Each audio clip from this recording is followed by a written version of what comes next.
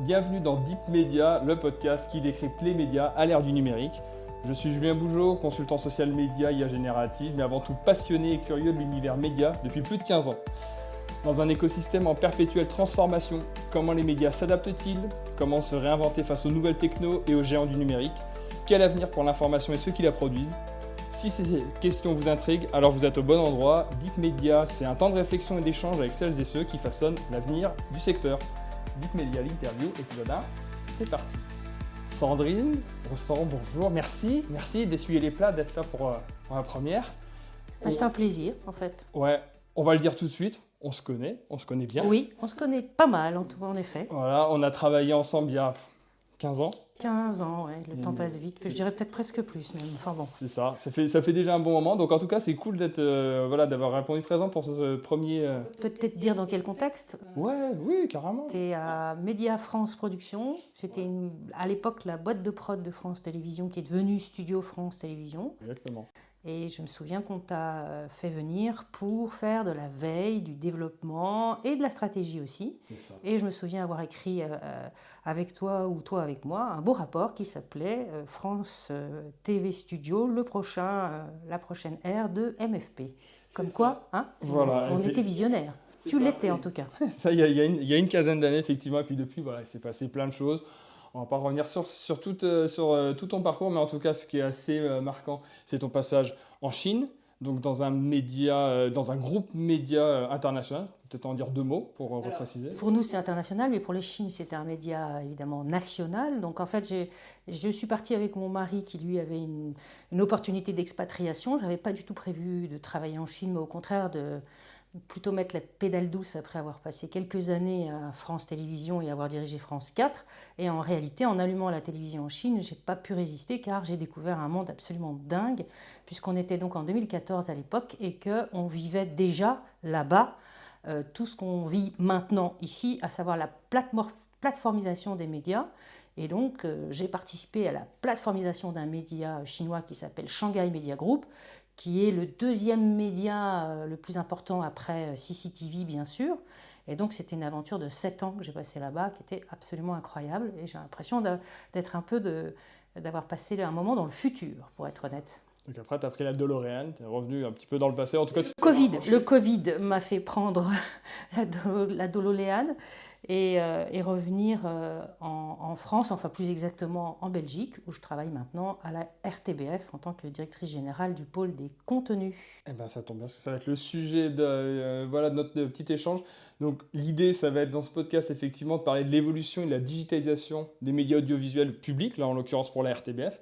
Donc si on commence un petit peu sur le sujet, pourquoi est-ce que le sujet de la digitalisation, dans le contexte actuel d'un média public et dans le contexte actuel des GAFAM, etc., comment est-ce que ça se caractérise et comment est-ce que la RTBF elle se positionne un petit peu dans cet univers-là, entre sa présence média multiple, je pense que tu vas revenir dessus, et puis aussi un petit peu les missions de service public qui l'animent. Alors, je vais faire une toute petite introduction sur la RTBF, qui est un média public francophone belge, donc à destination de la communauté francophone de Belgique, qui est un pays qui est séparé en deux, avec les Néerlandais d'un côté, flamands, et les francophones wallons de l'autre. C'est un média public qui, il y a déjà, depuis 2016 en fait, opère une transformation digitale. Ça veut dire qu'elle plateformise ses antennes. Donc, historiquement, il y a ce qu'on appelle de la télévision linéaire, de la radio linéaire, et puis on a rajouté la partie digitale. Et puis, en 2016, il y a eu une forme de disruption à la RTBF, où ils ont décidé, et ce fut parmi les premiers, à mettre en place Ovio.be, leur plateforme. Ovio, ça veut dire audio et vidéo. Donc déjà en 2016, ils avaient anticipé le fait qu'ils mettraient et de la radio augmentée audio et de la télé augmentée Ovio, enfin de la vidéo, sur cette plateforme. Et depuis, elle n'a de cesse de se transformer. On en est à la version 4, car plus les technologies le permettent, plus les fonctionnalités se modernisent, plus on a de la recommandation, plus on a de la personnalisation, et plus cette plateforme devient centrale dans la plateformisation, donc la digitalisation de tout ce que l'on produit, de tout ce que l'on achète, de tout ce que l'on diffuse, de tout ce que l'on met comme politique de création et de contenu à disposition du public, et donc l'interactivité. par rapport à la France, en fait, c'est un espèce de conglomérat, parce qu'en France, on a des plateformes de médias, de services publics un petit peu disparates. C'est-à-dire qu'en France, il n'y a pas eu encore la transformation vraiment digitale qui permet d'avoir sur une même plateforme tous les contenus de service public, c'est-à-dire l'INA, qui a sa plateforme qui est d'ailleurs très très bien faite, Radio France, qui a aussi une plateforme et une accessibilité avec une application qui est très très bien faite, France.tv, qui est aussi plutôt très très bien faite, mais c'est France.tv. Et puis il y a également TV5 Monde, et puis qui a aussi une plateforme très très bien faite. Donc il y a 4-5 points d'entrée pour en fait un média public qui a pour chacun les mêmes missions. En réalité, bon, plutôt patrimonial pour l'INA, plutôt de l'information, de la culture et du divertissement pour France TV. Et puis pour Radio France, également en termes de radio, d'être le plus proche du public et d'offrir des débats, des talks, de la musique et aussi de la culture. Donc ils n'ont pas encore opéré la transformation digitale qu'ont fait déjà tous les pays du Nord, mais il y a des explications à ça. Les explications, donc le Nord c'est la Belgique, l'Angleterre, les pays scandinaves. Mais tout simplement, c'est historique en France. Il y a eu l'éclatement de l'ORTF, et donc psychologiquement, revenir à une notion où on re-rationalise tout et on remet tout ensemble, déjà c'est un problème.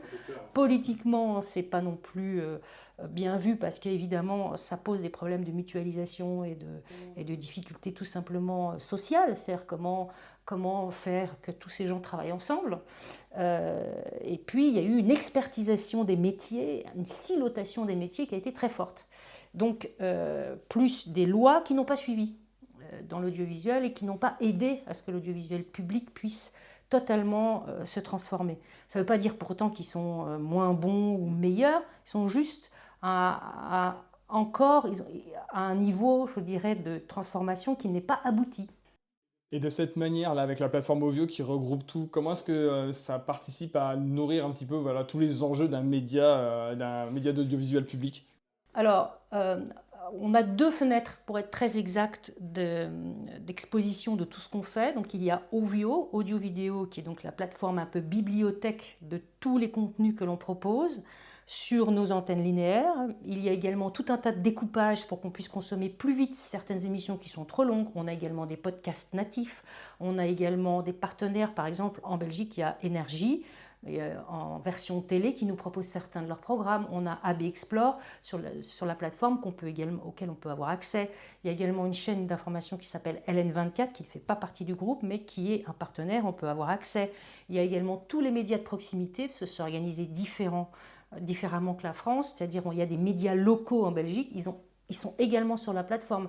Donc déjà, on voit que c'est d'être le plus... On a également l'INA qui s'appelle la Sonuma, qui est sur la plateforme. Donc c'est vraiment la première des missions de Ovio, c'est vraiment de donner accès gratuitement, simplement, par un seul point d'entrée digital avec le pouce sur l'application, à toute cette bibliothèque de contenu vidéo et audio. Et puis il y a une deuxième fenêtre d'entrée qui est aussi une sorte d'énorme succès et qui permet à Ovio aussi d'être un énorme succès. C'est un site d'information au sens large, pas seulement des news, mais aussi de la culture, des loisirs, aussi des papiers qui sont écrits. C'est que de l'écrit avec une obligation. Il n'y a pas un seul des articles qui n'est pas accompagné par une mini-vidéo ou un mini-audio qui, si on en veut plus, renvoie directement sur la plateforme Ovio. Donc on a créé comme ça un écosystème, en fait, qui, en termes digital, est vertueux, parce que quand on veut en savoir plus, on va vers des articles écrits de Ovio vers RTBF Actu, c'est son nom. Et quand on veut avoir des contenus audiovisuels, on revient à l'audiovisuel, tiens.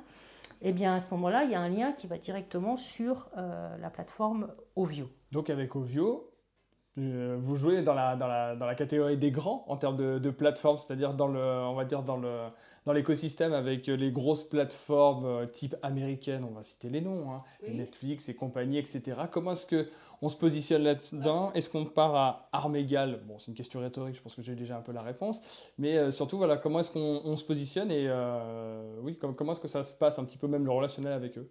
Pour nous, ce n'est pas un compétiteur. Enfin, d'abord, on compare ce qui est comparable. Netflix, pour ne pas les citer, ou même Amazon Prime, pour ne pas les citer, ou Disney+, pour ne pas les citer. Enfin, toutes ces plateformes sont payantes déjà. Donc nous sommes gratuits.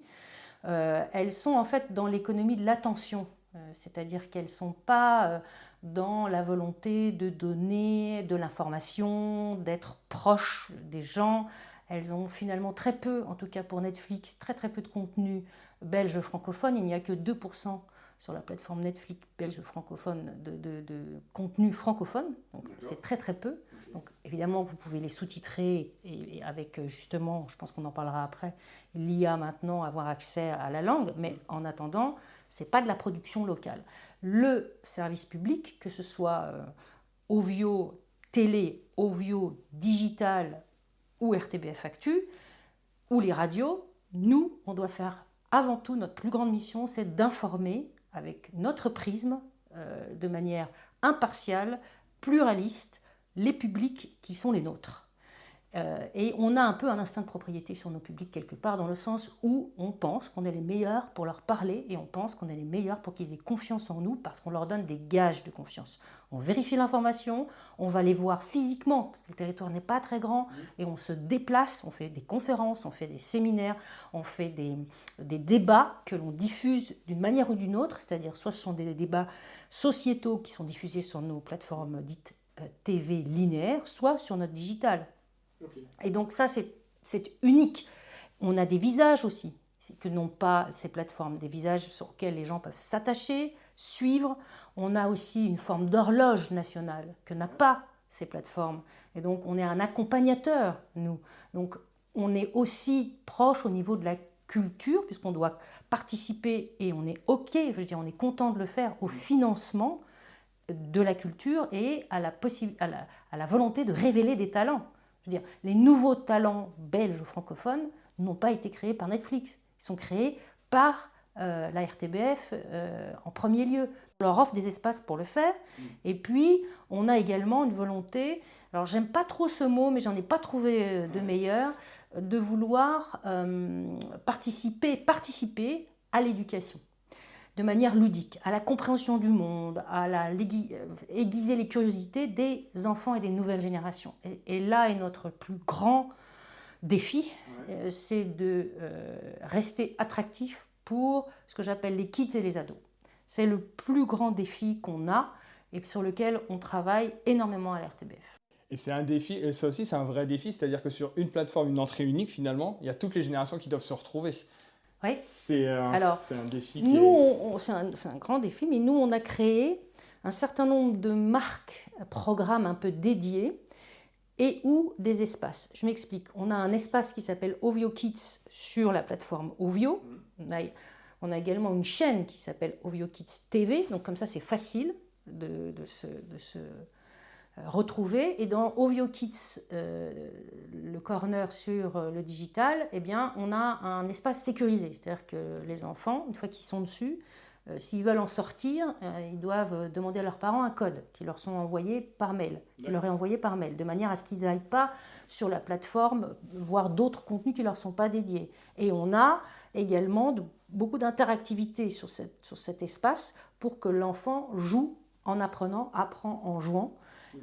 On a également beaucoup de dessins animés, hein, ce n'est pas que de l'éducation, il y a également des moments de divertissement, mais c'est un espace sécurisé pour eux. Et puis pour les ados, on a créé une chaîne pour le coup qui est une chaîne dite digitale où on poste régulièrement un certain nombre de contenus qui deviennent des marques un peu reconnues, qui s'appelle Tarmac.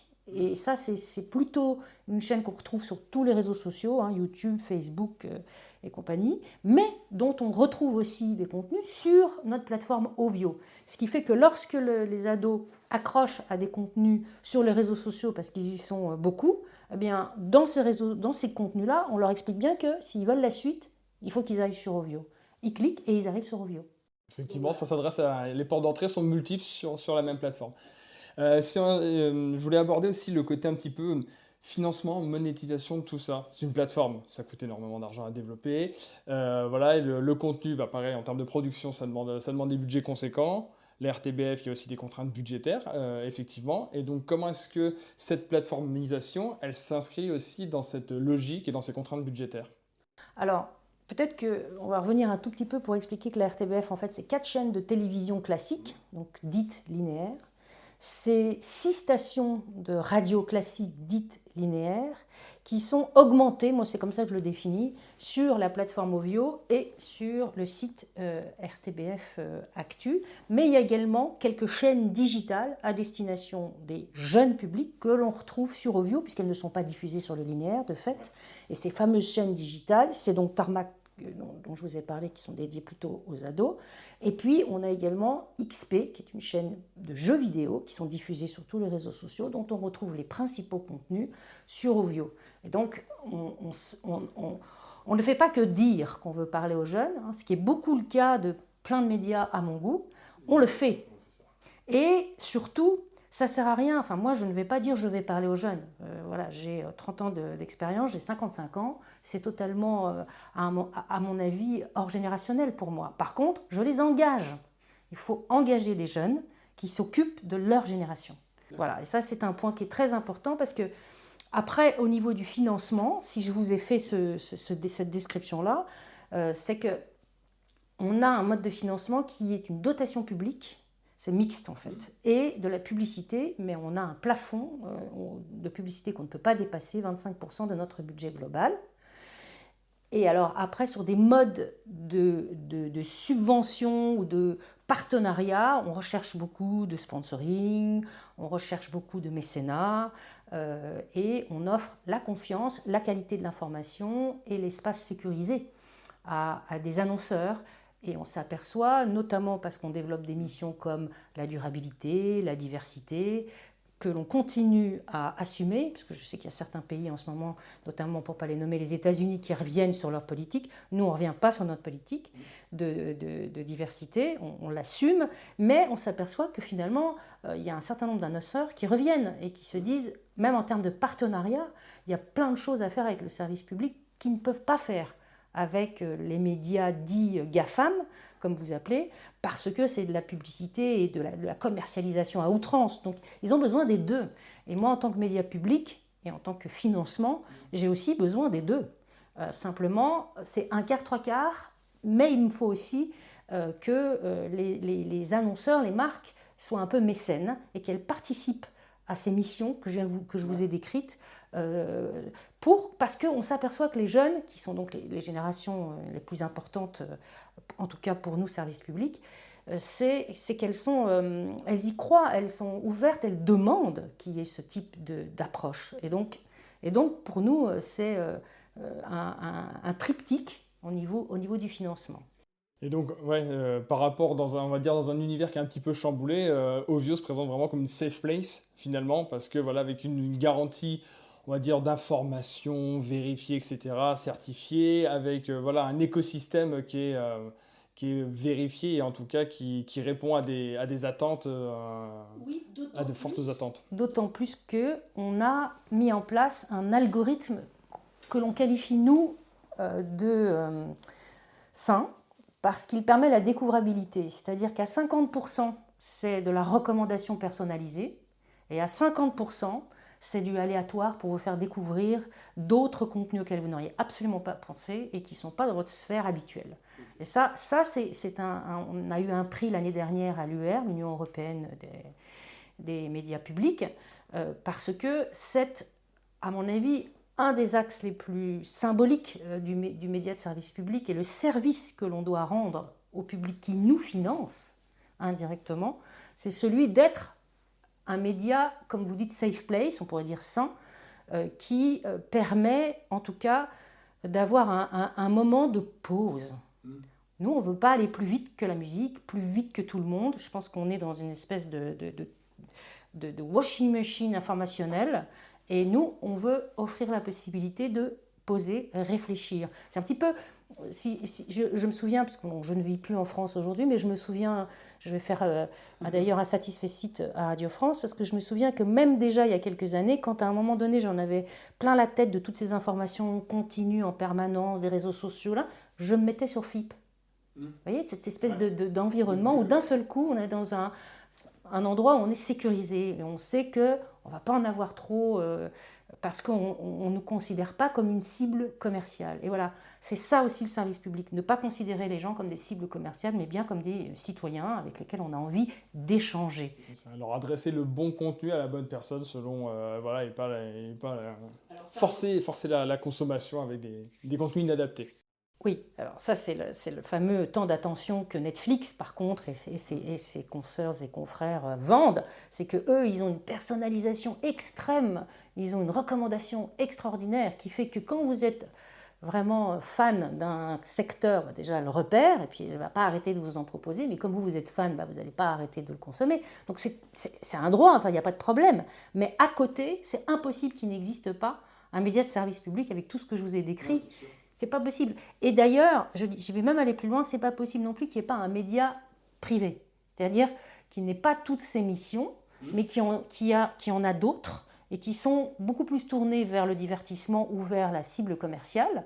Il faut que ce petit monde-là arrive à trouver un équilibre pour vivre ensemble. Parce qu'on ne peut pas être une démocratie avec des médias pluralistes si on n'a qu'une sorte de média. C'est la fin de la première partie de cette interview de Deep Media avec Sandrine Roustan, directrice générale du pôle contenu de la RTBF. Je vous donne rendez-vous prochainement pour la suite de cet échange où l'on va continuer d'explorer le futur des médias à l'heure du numérique. En attendant, pour ne pas manquer les prochains épisodes, abonnez-vous à ce podcast et mettez les étoiles et commentaires adéquats. Deep Media est un podcast autoproduit par Follow Me Conseil, agence de formation et conseil stratégique spécialisée en IA générative et social media. À très bientôt.